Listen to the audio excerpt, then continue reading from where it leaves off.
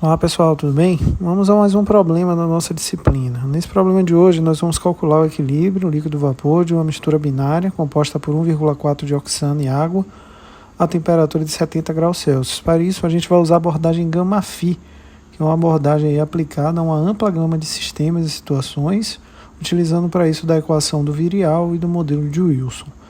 Os dados para o nosso sistema estão aí apresentados, em pressão, composição da fase líquida e composição da fase vapor, para a água e para 1,4 de oxano, e as constantes também foram fornecidas. E a gente vai construir alguns gráficos, incluindo alguns gráficos diferentes dos que a gente já está habituado, para entender o comportamento de fase desse sistema.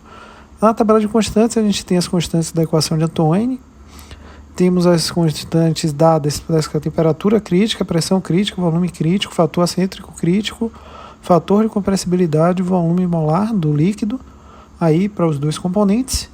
E temos também os valores da constante de energia do modelo de Wilson, lambda 1,2 e o lambda 2,1 ali correspondentes aos parâmetros de interação energética com unidades de caloria por mol.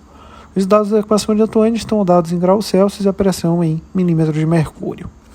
A primeira coisa que a gente vai fazer para resolver o nosso problema, a gente vai trabalhar as pressões de saturação do nosso sistema. Então, transferir os valores das constantes de Antoine para essa outra aba e vamos trabalhar a nossa equação, que é a equação do tipo log de 10 da pressão de saturação é igual a A menos B dividido por C mais T, onde A, B e C são as constantes ali apresentadas nas tabelas.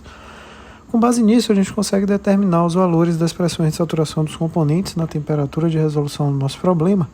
E aqui eu aproveitei para construir uma relação entre as pressões de saturação dos componentes 1 e 2 como uma função direta da temperatura de aplicação no nosso sistema. Isso aqui serve para que eu construa um gráfico comparando os perfis desses dois componentes, o gráfico com o perfil das pressões de saturação dos componentes em função da temperatura. Observando esse gráfico, a gente pode verificar que o sistema em questão tem características azeotrópicas. Isso é indicado pelo ponto de interseção ali nas curvas de pressão de saturação dos dois componentes puros envolvidos no problema. Então a gente já tem uma ideia que a gente vai tratar aqui com uma mistura azeotrópica. Agora que já temos os dados das pressões de saturação, a gente pode passar a trabalhar com o modelo de Wilson propriamente dito. Então eu transferi aqui os valores das composições dos componentes da pressão do sistema e a partir daí eu passei a calcular o modelo de Wilson. Para isso eu vou usar ali a equação direta do modelo para determinar os valores de L de gama 1 e L de gama 2. Esses valores são determinados a partir dos valores de lambda 1,2 e lambda 2,1, que podem ser calculados a partir das características do nosso sistema, a partir dos dados que foram fornecidos no enunciado. E com isso a gente consegue determinar os valores dos coeficientes de atividade dos componentes envolvidos, com uma função direta aí dessas funções e das propriedades termodinâmicas que nos foram fornecidas. Aqui é importante também que a gente determine o valor da energia de Gibbs de excesso dividido por RT, que também é uma dependência apenas das constantes do modelo, lambda 1,2 e lambda 2,1, e do x1 e do x2. Com esse mesmo dado, a gente vai aproveitar e vai determinar o valor da energia de Gibbs de excesso dividido por RT vezes x1, x2. Com isso, a gente tem todos os dados do modelo de Wilson determinados e a gente pode analisar graficamente o comportamento desse sistema aí, verificando esse perfil para os coeficientes de atividade. Observando a figura, a gente pode ver uma boa descrição do modelo de Wilson para representar esse sistema nessa condição de equilíbrio que a gente está tratando aqui.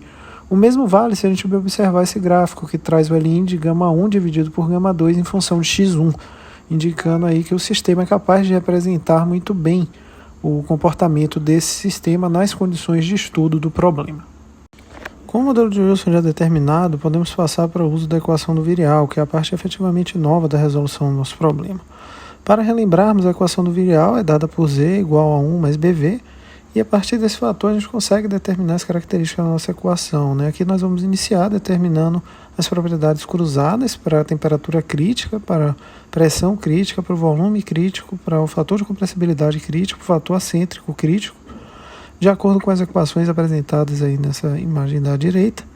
E vamos, a partir desses fatores, determinar aí também as temperaturas reduzidas, pela definição de temperatura dividido pela temperatura crítica do componente IJ. Então, com esses valores, a gente já pode determinar os valores dos B0s e dos B1s. O B0 por meio dessa relação aí apresentada, 0,083 menos 0,422 dividido por temperatura reduzida elevado a 1/6. e o B1 por 0,139 menos 0,172 dividido pela temperatura reduzida elevado a 4,2. Com esses valores dos B0 e B1, a gente pode determinar os valores de B, B11, B12 e B22, a partir da relação aí apresentada como uma função de B0, B1 e do fator acêntrico do componente puro. Esses números servem também para que a gente determine aí os valores dos coeficientes de fugacidade na condição de saturação e para que a gente consiga determinar o B de mistura, dado pelo somatório aí em IJ de Y e YJ, que multiplica B e J.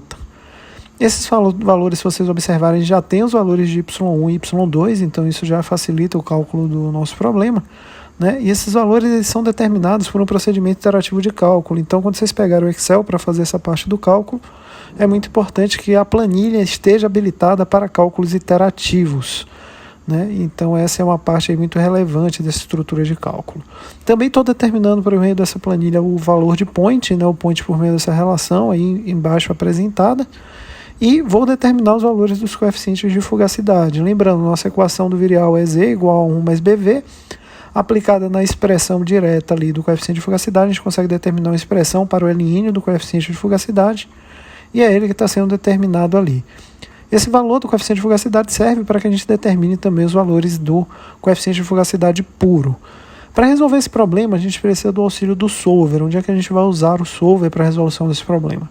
A gente vai determinar que esse somatório de Y seja igual a 1, alterando o valor ali da pressão calculada. Observem que eu botei a pressão ali para um valor de 180, o valor do somatório de Y mudou para 1,297. Então, eu vou pedir que aquela célula tenha um valor de 1, alterando o valor da pressão, e assim a gente consegue determinar a pressão do nosso sistema. Dentro dessa estrutura de cálculo, o interessante é que a gente faça esse procedimento ponto a ponto, né, de forma similar ao que a gente fez para o modelo NRTL, no caso do sistema isobárico, né, que era o caso que tinha pressão constante e as temperaturas variáveis.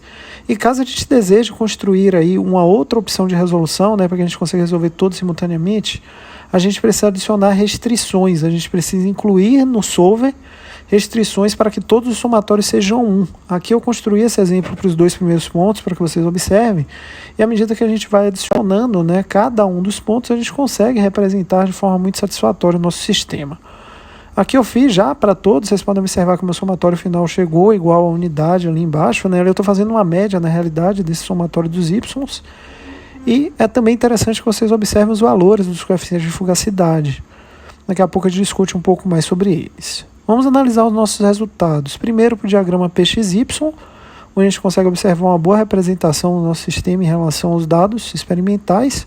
O mesmo é observado no diagrama XY, observando ali o ponto de interseção, que corresponde à região de formação do azeótropo. Temos ainda o diagrama para o coeficiente de atividade, a gente já deu uma olhada nele no diagrama mais expresso, né, na forma do Ln de γ1 dividido por γ2.